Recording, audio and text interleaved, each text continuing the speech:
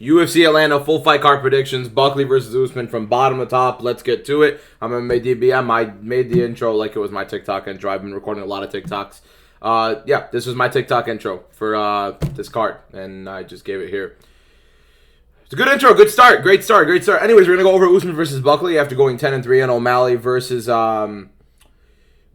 Yeah, that was a good card. I'm already starting this video off horribly. I'm not restarting it. I'm not re-recording. I don't edit these. I don't feel like re-recording this. So yeah, bottom to top, let's go over the whole card. I think it's actually a pretty good card overall. I think we'll have some fun fights.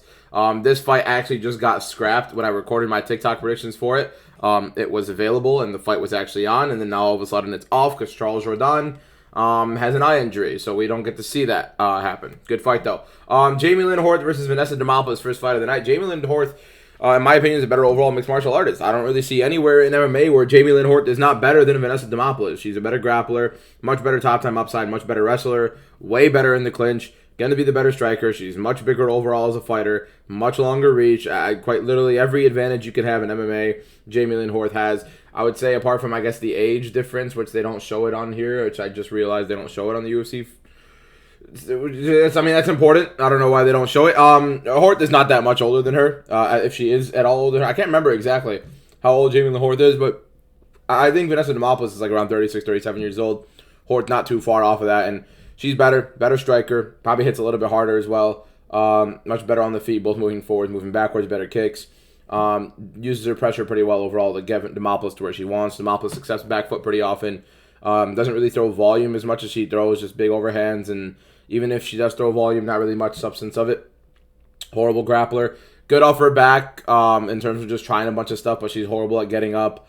Positionally, Horth is much better overall on the feet and on the mat, so I think Horth is going to be able to just walk down Demopoulos the whole fight, get on top of her. Will be on top for a majority of the fight, in my opinion, if not at the bare minimum, holding her in the clinch very often.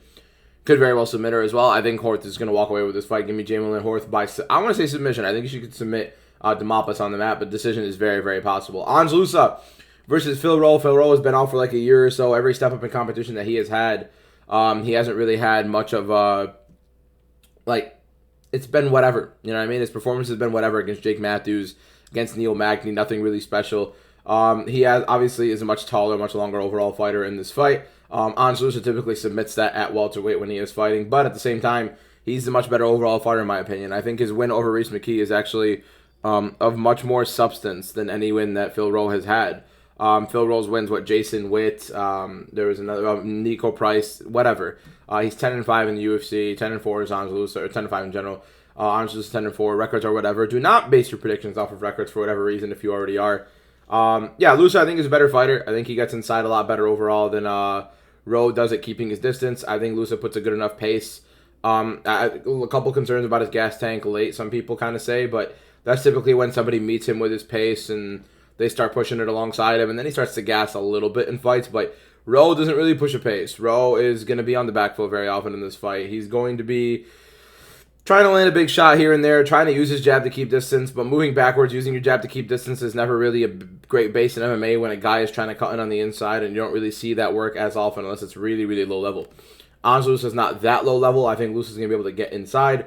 I think he's going to be able to find some decent shots on Rowe. I think he's going to be able to get a couple takedowns if he wants to in this fight. Will, in my opinion, be winning the clinch opportunities as well. He has a good base. I think Luca's actually a pretty decent overall MMA fighter. I think he's going to be able to beat Phil Rowe in this fight by decision. I don't really see too much for Rowe apart from just the length and keeping him at bay and just the inactivity of Rowe considering that he is 34 years old. I mean, he's not really improving every time we see him go out there, and I don't really see him improving much here. I think Luca's a better fighter. I don't know why I clicked on this one because that fight's not happening.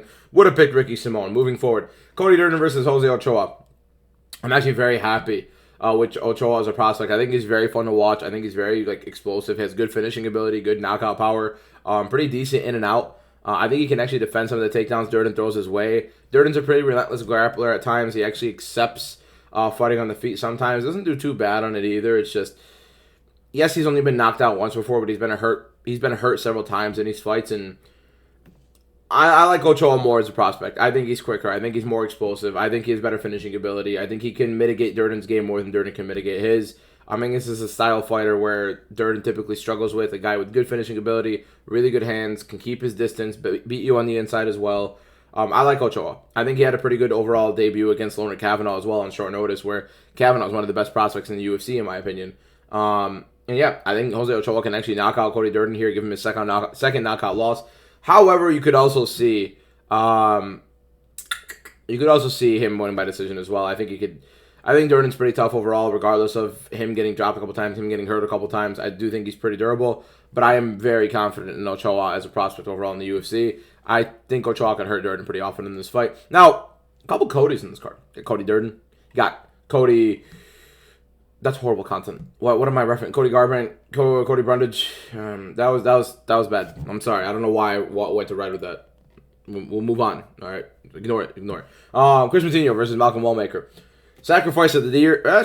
Yeah, sacrifice of the year. No reason. There is no reason that Chris Matinho should be in the UFC again. This fight was made and announced on 10 days' notice. Malcolm Wmaker in his UFC debut after knocking out Cameron Simon asked to fight in UFC Atlanta. So many people turned down the fight to fight him. They ended up bringing Chris Matinho to fight him. Chris Matinho infamously came on short notice to lose to Sean O'Malley. TKO'd in round 3 after getting stunned on literally the whole fight. Then he got knocked out by Guido Canetti in round 1 and then got kicked out of the UFC. Didn't look that great. I think he lost outside of the UFC as well, if I'm not wrong. Came back. I think he won one fight, is back in here now, and it's going to be a mauling. I mean, it's going to be a first-round knockout. Malcolm Wmaker's going to connect. Matinho's going to go down. This is literally as embarrassing. It's shameless. It's a shameless fight to make for the UFC, because you're literally screwing this guy. I mean, you're not really screwing him. You're paying him $12,000 to come in here and take a beating and move forward. Maybe a little bit more for Matinho than $12,000, because he's done the UFC a couple favors on short notice and, taking gigantic beatings in those short notice fights. So anyways, but Dana White's cheap enough to not give him more than $12,000. You never know. You'd assume they'd give him more than $12,000, right? Anyways, Wmaker first round knockout, whooping. I mean, what more can I really say about this fight? And then maybe we can start having Wmaker fight something interesting. Make Wmaker versus Talbot. Let's have a fun prospect fight here. Chiesa versus Court McGee. Old guy geezer scrambling fight. More than likely going to be a lot of scrambles in this fight. I know they usually say 2 grapplers leads to a striking fight, and neither of these guys want to strike, and both of these guys want to grapple. It's going to be a little bit of fun. I think it'll be fun. I think this old man scrambling fight will be fun, because honestly, if you have high-level scrambles, even just a bunch of scrambles in MMA on the mat, it's going to be fun. Both guys actually do scramble pretty well. They don't really get stalled in positions. Court McGee's never been submitted, so it's pretty interesting. Maybe you'll have a couple good spots where he's defending a lot of submissions here. But Max Griffin was never submitted, and Michael Chiesa just submitted him too. I think Chiesa can win this fight on position for the most part. He's actually bigger than Court McGee, which is something to note. McGee, neither guy really durable on the feet, neither guy really good on the feet overall. Somehow, I don't know. I actually don't know who's better on the feet between the two. They both have their moments on the feet, and they're both typically horrible regardless on the feet. And both slow, both not really that durable, both really do not like getting hit. Chiesa actually probably likes getting hit a lot less. McGee's just nowhere near as durable. McGee, honestly, had a long streak of never being finished in the UFC before, and then I think Jeremiah Wells just completely sparked him. But yeah, I don't think he gets sparked in this fight. I think he can get submitted in this fight, but I think he does well scrambling, defending the positions, and we'll have some fun. We'll have some fun watching this fight. Give me Chiesa by decision. If he does sub him, he would have taken 2 people's first ever submission losses ever in the UFC, and Max Griffin and Court McGee. But I think Chiesa should be fine here. It'll be more entertaining and more competitive than people are making out to be. These odds are a little crazy, but I mean, I get it. UFC typically, if there's a relatively clear winner, you kind of have these odds inflate a little bit more, and I think Chiesa's fine. I think Chiesa's going to be fine here. This was a co-main event. Rodolfo Balato versus Paul Craig was a co-main event for UFC Vegas. I forgot what was the main event on that card. One of the Apex cards, man. It was supposed to be the co-main event. Balato, I don't know what happened. He had herpes. I guess he pulled out because of herpes. I don't know how he got that far, and then he pulled out the night of, and he had herpes. I don't know. I don't know. Anyways, yeah, this was a co-main event. Maybe it wasn't an Apex card, and I forgot it wasn't that memorable. Anyways, Balato's going to knock him out. Craig sucks on the feet. Craig can't wrestle. Moves backwards. Not durable. 35, 37 years old, or something like that. Old, slow, can't strike, can't take a punch, can't wrestle. He's reliant on either fighting Andre Muniz, because he cannot strike to save his life, and half of you guys can knock out Andre Muniz, or Fluke wins. A 17-9-1. I mean, Yeah, he's very reliant on fluke wins. He's very reliant on fluke wins. Balato should knock him out. Yeah, he had a pretty interesting fight with who was the Aussie that he fought? It was the Aussie or New Zealander that he fought? Jimmy Crute. It was a pretty good fight, pretty good draw. I can understand the scorecard to an extent, I guess, but yeah, Crute is more of a proactive grappler than Craig is. Actually has some wrestling to his game, whereas Craig quite literally has none. He pulls guard and prays to God you go down with him, and then he could try to pull something off, and that's just what happens in most of his wins. I mean, the guy beat Jamal Hill and Magomed Ankalaev off of stuff like that. Yeah, Balato should knock him out. I don't really see anything other than that, unless we just see another Paul Craig fluke. Alonzo Menfield versus Umar Sai. Gigantic height difference. Gigantic size, not gigantic height difference, a pretty big height difference. Gigantic size difference overall between the two. Menfield, 10 years older, I believe. Much different reach. I mean, overall, just size, much better, bigger overall fighter. I think he's more explosive. I think he's a better overall grappler by a substantial margin. I think he's going to be able to win minutes every single minute in this fight if he wants to grapple here. I think Menfield is not going to do too well defending them. I think Menfield's just way past it. His fight against Julius Walker was so bad. His performance against Julius Walker was legitimately abysmal. I don't know how he's declined so quickly. I guess, I mean, yeah, he's getting older. He's taking a lot of damage in his career. His entrance to the Carlos Ulberg fight was just, why? Like, why do you just rush Carlos Ulberg like that? Sai, I think, has more finishing ability. I think he's more durable. Again, the grappling is going to be a big upside here, and he could just wear on Menfield. I don't think he's like some unbelievable prospect, but I also don't think light heavyweight's some unbelievable division where a guy like Umar Sai can't just get better and better at 27 years old and end up beating a couple guys in the top 15 and start having some interesting fights. But yeah, I think Sai's comfortable here against Menfield. He'll eat a shot here and there, but that's all he's really being offered. Cody Brundage versus Mensor Abdul Malik. This is a car crash. This is probably... Is it? Yeah, car crash of the night, right? Car crash of the night. Mensor Abdul Malik versus Cody Brundage. Cody Brundage, car crash fighter. Quits a lot. Mensor Abdul Malik, car crash fighter. Although, you know, Cody Brundage didn't quit last time. He got hurt badly against Julian Marquez several times. And, you know, he ended up winning the fight, ended up knocking him out himself. One of the best rounds of the year, by the way. Julian Marquez versus Cody Brundage. And Brundage came on top of that after, I think, a knockdown or so. Submitting a knockdown or so, and also, you know, feeding a couple of himself. Abdul Malik actually got hurt against Nick Klein, and he actually fought through that. So he's been hurt a couple times in his career. We've seen even on the regional scene, and he's been able to fight it. He's the bigger fighter. He's more explosive, much longer reach, 7.5-inch reach advantage here. But he's, in my opinion, a better overall fighter, a better overall striker, much more explosive overall. I don't know about the grappling in this fight. I mean, Brundage really nothing off of his back. He has a good guillotine every now and then, which Malik could fall victim to. And, yeah, Malik could be shooting a double leg. He leaves himself open, even a single leg. And Brundage ends up pulling in a guillotine, jumps the guard, and can get a guillotine on Malik if Malik wants to wrestle. But Malik's more explosive overall. I do think he's going to be able to find Brundage. I think he's a little bit more durable and also has a little bit more grit to him when he does get hurt. I feel like Brundage gets hurt in this fight, and I think he's going to be able to fold, especially because Malik's going to be able to follow it up a little bit more.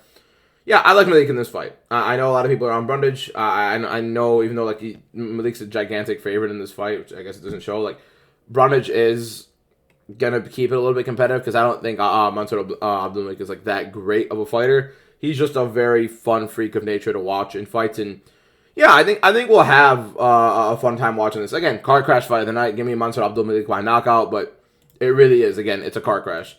Cody Garbrandt versus Ronnie Barcelos. I actually give Garbrandt a pretty good chance to win this fight. Deiveson Figueiredo choked out Cody Garbrandt. He out-grappled him. I understand that. On the feet, Garbrandt looked good against Deiveson Figueiredo. I legitimately was watching Figueiredo and was like, he's getting tagged pretty often against Cody in this fight. Even rewatching it back on tape, I was actually surprised how often Cody was landing on feet. But Figueiredo was landing some pretty good shots, pressuring him, got him down, and obviously got the choke. But Figueiredo's a different level, obviously. I'm not saying Ronnie Barcelos is a bad grappler. I think he's a very good grappler. We watched that against Peyton Talbot, but also Talbot not really the best defensive grappler, not really the greatest takedown defense, where Cody Garbrandt in his career notoriously is pretty good at takedown defense. Really good anti-grappler on top of that. I mean, Figueiredo's a different level, but how often do you see Cody Garbrandt getting out-grappled like that, out-controlled like that, getting his back taken to that regard? And Barcelos is a great grappler, but at this stage of his career, I think he's about 40 years old or so, like around nearing that age, like he's looking a lot slower on the feet. The damage he's not able to take on the feet, it's starting to look a little bit worse for wear. He was once very, very durable. Got knocked out by Umar with Umar Namajunas by one of the weirdest shots, one of the weirdest like inside hooks I've ever seen, and just just knocked out. It was crazy. And yeah, I feel like his durability is slightly gone. I know he hasn't been knocked out since, but every time he gets hurt or he gets hit, it looks very, very withered. It looks like he's reacting much more to these shots, and I think Cody's going to be much quicker than him on the feet. I think it was a gigantic step up in competition for Cody Garbrandt going up to fight Davison Figueiredo, and he didn't look horrible on the feet.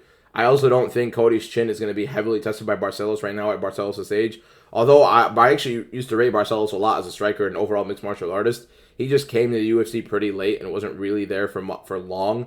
Yeah, I think Barcelos is pretty good. I just think he's aging a little bit. I think Cody's going to be a lot faster on the feet. We'll be able to defend these takedowns a lot more. I think Barcelos' main way to win this fight is going to be by grappling, and I think we're going to see Cody land a pretty good amount on Barcelos here, win the volume, and I think he'll win by decision. He could win by knockout, but I do see Cody winning by decision here. But I wouldn't be surprised if he knocks out Ronnie Barcelos. I'm actually surprised he's the underdog in this fight. Edmond Shabbazian versus Andre Petroski. Weird fight, very binary. You have Edmond Shabbazian as the striker, or Andre Petroski as the wrestler here, and wrestler grappler type thing. I think Petroski can get Shabbazian down pretty often. Shabbazian's takedown defense is just not improved throughout his career, as it's his quote unquote one hole. His striking isn't that good either, to be fair. It's not bad. It's just glaringly better than his grappling, and that was like his go-to essentially, and his marquee for why he was such a great prospect. And then Derek Brunson beat the life out of him and manhandled him, and then you go from there. Petroski, I think, can get him down. I think actually Petroski is a type of fighter where he actually fights a pretty good game plan for the most part.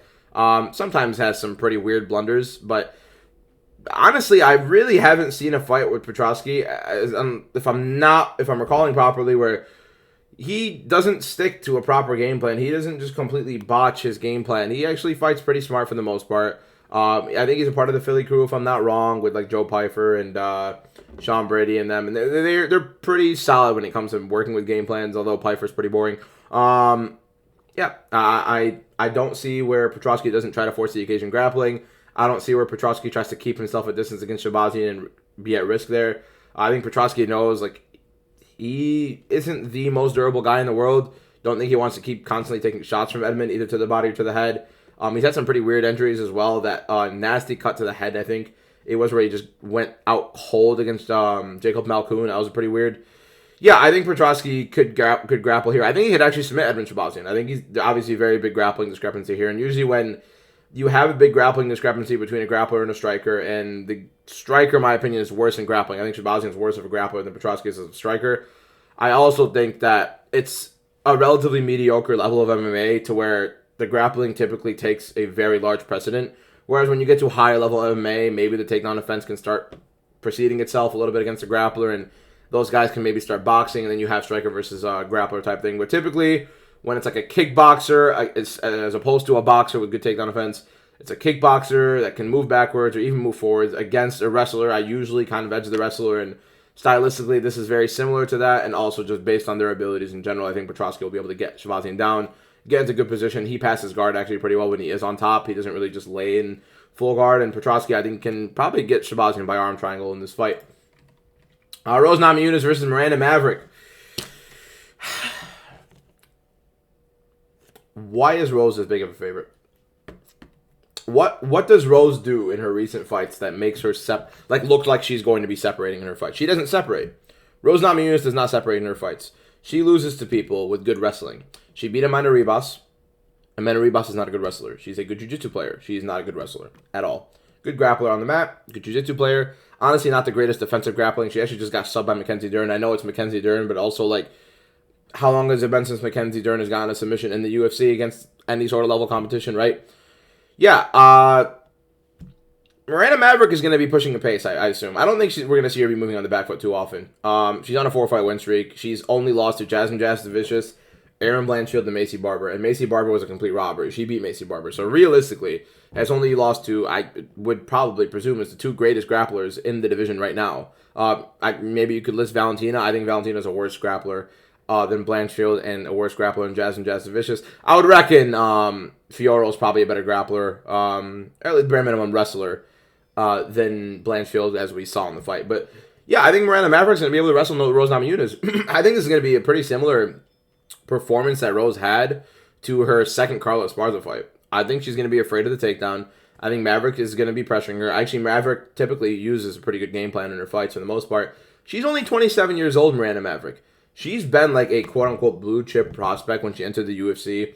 I remember watching her back in 2020, and a lot of people were referencing her as like a blue-chip prospect. She was like 22 years old, 21, 22 years old when she came to the UFC or so.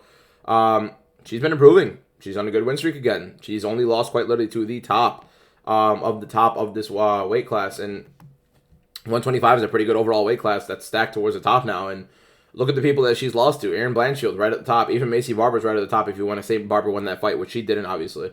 And Jasmine Jasovicius right at the top. I mean, these people are fringe title shots. Rose Namajunas is, in my opinion, a pretty bad anti-grappler. I think she's a pretty bad wrestler. She has okay jiu-jitsu, but doesn't really use it in MMA. And honestly, when she gets taken down, she doesn't really show any sort of confidence against a wrestler. I think Maverick gets her down. I think Maverick gets her in the clinch. I think Maverick wins those minutes. Yes, Rose is better on the feet. Yes, she's a little bit quicker, but I mean, she hasn't looked that great on the feet. Doesn't really separate. I think her footwork is being very widely overrated as well.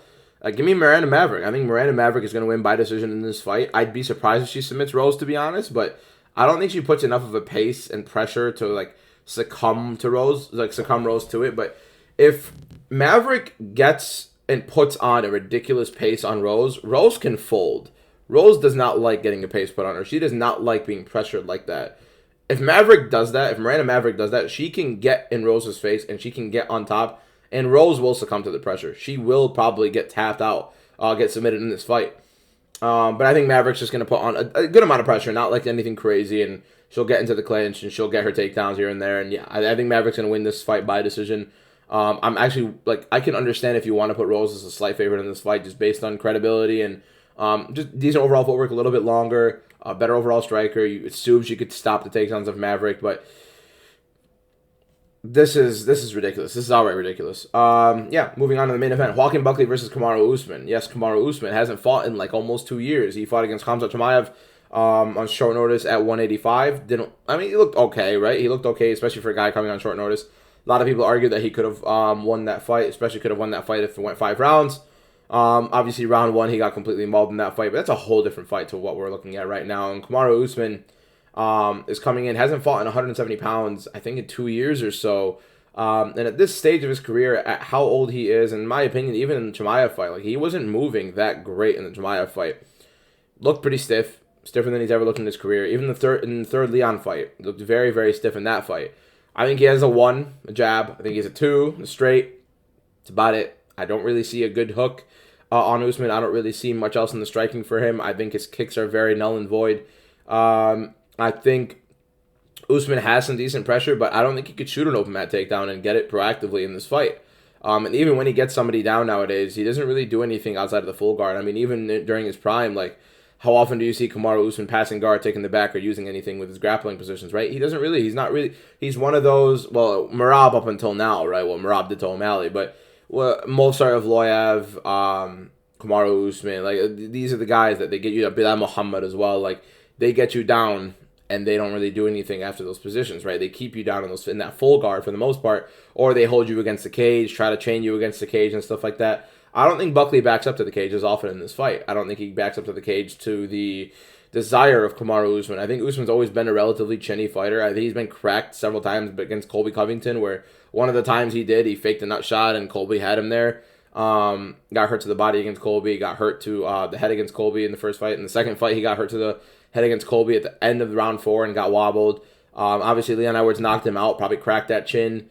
Yeah, I think Usman's durability has been always shaky, and now, especially at this stage of his career, where he's cutting back down to 170 and has not made 170 in over a year and over 2 years or so. Like, yeah, I'm a little concerned with Usman's durability. I'm obviously concerned with his athleticism. That's typically what he thrived on at the time, his physical ability and his athleticism, and he's not going to be able to back Buckley up to the cage. He's not going to be able to be shooting open mat takedowns as much. Buckley's much more explosive overall. He hits a lot harder than Usman does at this stage of their career right now, in my opinion. I think he finds his shots a little bit better than Usman. Now, Buckley, I don't think is the most durable fighter in the world. I think we've seen him get cracked plenty.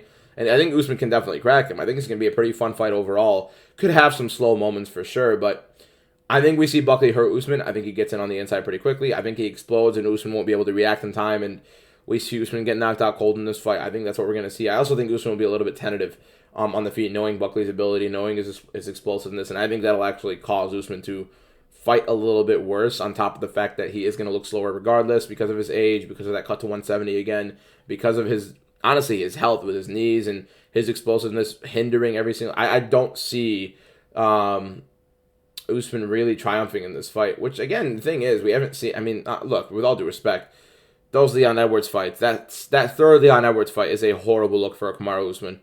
With what we've seen with Leon Edwards against grapplers, against Bilal, in general, like, Kamaru Usman had Leon Edwards backed up to the cage, exactly where he wanted him, and Leon Edwards was defending those positions. And Sean Brady and Bilal was taking him down against the cage plentifully. Yeah, stylistically, it's a bad fight for Usman.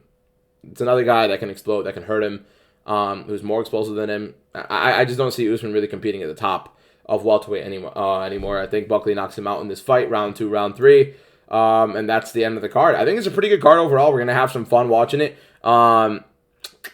Anything else I want to say? I don't know. Follow me on TikTok. Follow me on TikTok at MMA_DBM. I appreciate all you guys for 10,000 followers and more. Climbing very, very quickly, and I appreciate you guys for that. Subscribe to me here on YouTube, daily YouTube videos. If you have any ideas you want to see on my YouTube channel, go ahead and go and join my Discord. Link, I think my link is in the bio, in the description over here. The link is also in the bio on my TikTok, and there are like sections where you can tell me what you want for YouTube ideas, or just leave it in the comments below. Actually, I look at all the comments on the YouTube videos anyways. I appreciate all you guys. Thank you guys so much for watching. See you guys tomorrow. Peace out.